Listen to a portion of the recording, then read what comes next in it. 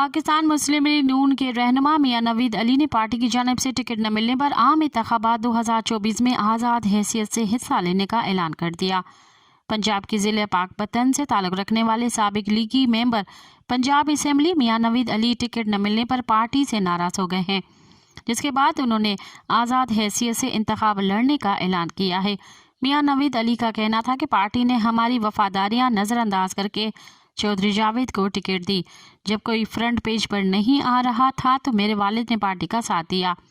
नून league के लिए हमने जुल्म और ज्यादती बर्दाश्त की और जेलें भी देखी। मियां नवीद अली का मजीद कहना था कि 10 साल तक पार्टी को संभाला, लेकिन पार्टी को शायद कुछ और ही अजीज था। पार्टी ने मेरे साथ वफा नहीं की, लेकिन हम इलेक्शन जीत कर भी वफा करेंगे। अलावा अज़ीन पाकिस्तान मुस्लिम लीग नून की खातून रहनुमा आयशा रजब अली ने भी चंद रोज़ कबल 2024 के इलेक्शन आज़ाद हैसियत से लड़ने का ऐलान किया था। मज़ीद ख़बरन ऐं तफ़सीलात लाइ विज़िट कयो असांजी वेबसाइट www.awamiNewsHD.com ऐं ॾिसंदा रहो अवामी न्यूज़ HD।